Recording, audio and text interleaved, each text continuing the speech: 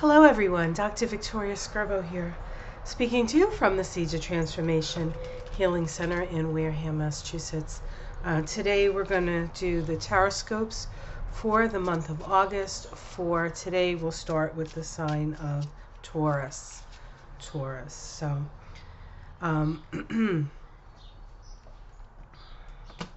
so of course, as far as what's in Taurus during this time, during this month, we have Uranus in Taurus, and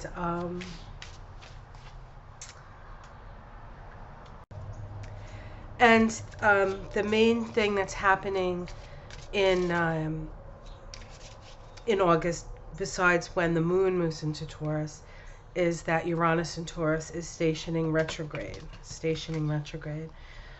Usually when the transpersonal planets, the planets beyond the orbit of Saturn, change direction, something occurs in the outer world. And Uranus is very explosive energy, so we need to just be aware of that. And that occurs on the 19th of August. So let's take a look and see what's up for you, Taurus rising, and Taurus moon for August. Okay, almost there.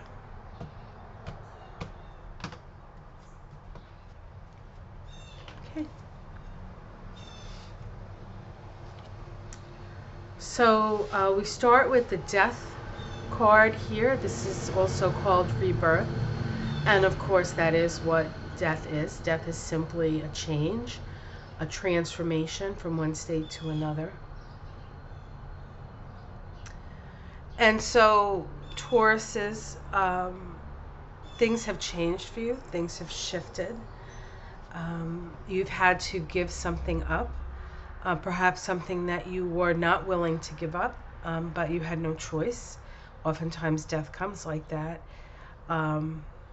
We struggle against it, and the more we struggle, of course, the more difficult it becomes. In a way, suffering is a choice with that, right? Let's see what's crossing it. The Ten of Wands. This is a sense of feeling burdened, having a lot. And it's interesting that in this card we have a little Taurus there, right? Perhaps the challenge is to let go of your burdens, to just let them go. And Taurus it's very difficult for Taurus to let go, because the energy of Taurus is to hold on to things and to stabilize the energy, right? But of course, with Uranus in Taurus for 7 years, there's a whole sort of reestablishment of what really kind of the new normal is. And so these two cards are asking you to let go of your burdens. Let go of the burdens. You do not need to take everything with you.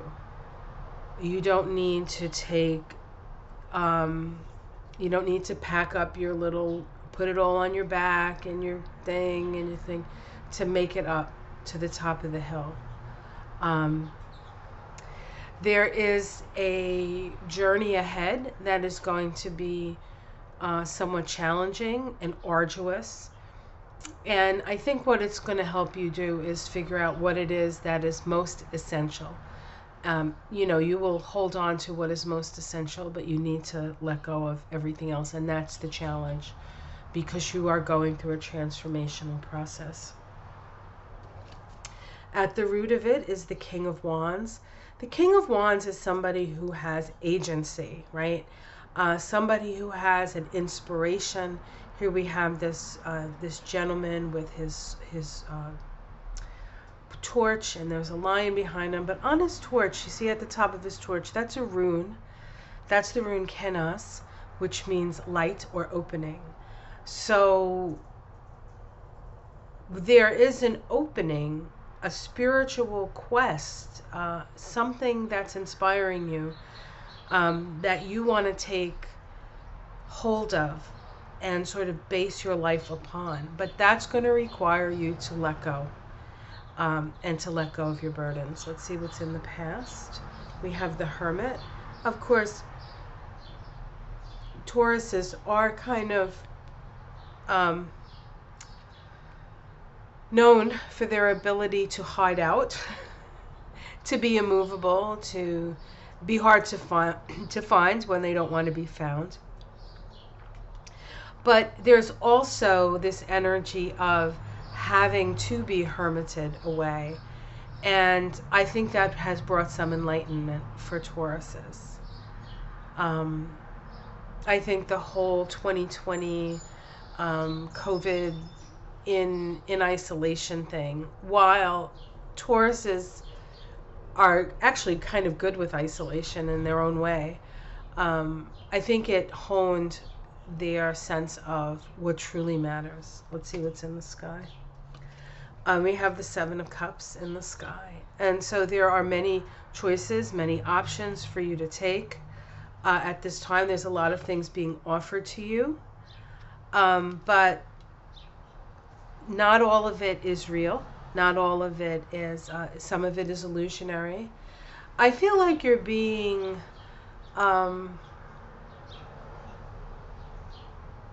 tempted by something. Perhaps you're being tempted by the things of the earth, the earthly things, right?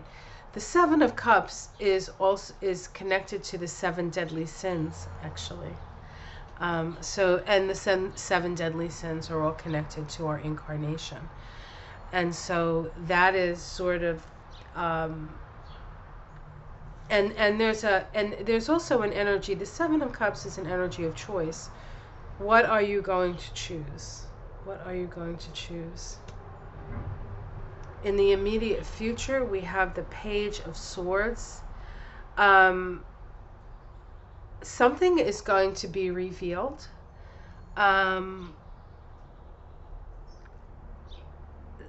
There's a truth that is going to be revealed.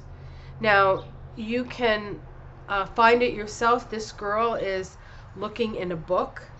So you might find it through your own education or your own search for the truth, perhaps. But there's a lot of ideas here. But those ideas can be destabilizing. Those ideas can create a certain amount of instability. And you need to be very careful about while you're learning these new ideas. See, she's walking along a sort of a tightrope here across a waterfall, right? And she's walking very lightly. At the same time, she's learning something new, and she's holding these light bulbs in her hand. Those could symbolize ideas of the past that you need to let go of. So you are going to be challenged with new information coming in to let go of some ideas around the past. How it's seen from the outside, the High Priestess is about revelation of secrets. So there's some secrets coming out.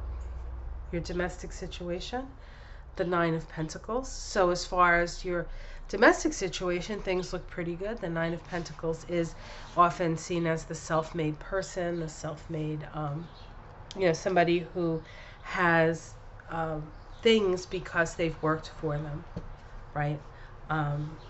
They've done the work for it. Let's see. So domestically, I feel like you're going to be pretty good. So a lot of whatever this is that you're experiencing may not necessarily interrupt your finances, which I know to many a Taurus is good news. I mean, it's good news to all of us.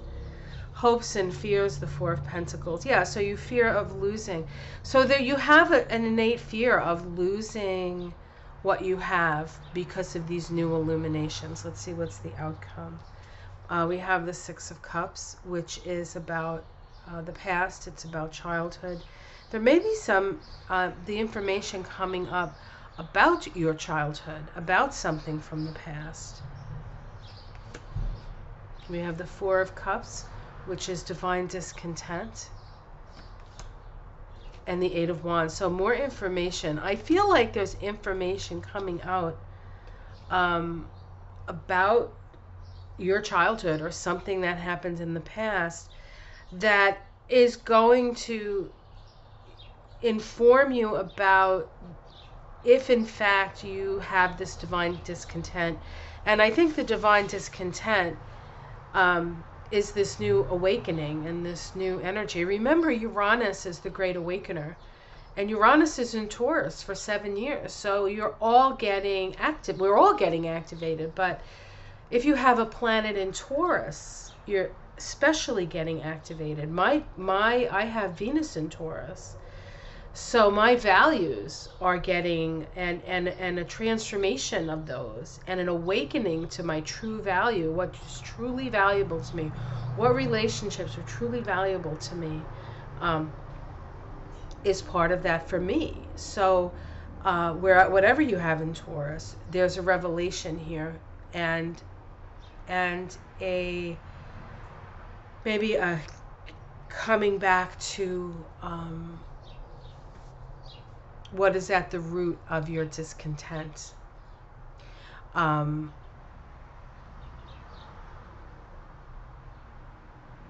It's almost as if all of these cards are saying, let go, let go, let go. And at the bottom, we have the Ten of Pentacles, which is abundance, family abundance, money, but not just money, but like feeling stable, feeling like you're taken care of. Sorry, I can't do this, right? Nope. The Star, nope. It's backwards. It's so hard. You have no idea. The Star, finding your guiding star, and then the Queen of Pentacles, the sustainer of the earth element, the sustainer of the earth element, a Taurus card, by the way. So underneath it all is a reassertion, in a way, of what is of value to you, a reassertion, a reevaluation of what a happy home means, or a happy family, or a happy community. The ten of Pentacles, you know, it has the tree of life there. So it's about the family tree, but not just the family tree of your family or our family, but the family of humanity, right? And a new sort of, a new aspirational basis, right? This card, to me, is very connected to this card. So, so the Taurus part of you is being awakened to a whole new, in a way, set of values, which aren't really that new. But I think for Taurus, it's easy enough for acquisition to take the place of practicality. And I think we're being brought back to, what do we really need? What do we really need? And a time to sort of let that go. Let go of the old things that have held us back, that have held us down, moving into sort of a new relationship with our values and what's important to us. Okay, so I would like to pick a, excuse me, an oracle card now. Let me just choose one right here. Just give me a moment. So I couldn't think of a better oracle deck to use than the Illuminated Earth Oracle deck for you, Taurus. Seeing you're an Earth sign, and Uranus is trying to illuminate us all, right? Okay. That's a pretty profound reading. I can hear my husband sneezing in the house. We keep giving a cold to each other. Not good, not good. He has Jupiter in Taurus, my husband. Sits right on my Venus, actually, which is great. Especially when it comes to food. I mean, he really is an amazing chef, and just it's funny because he has all the skill,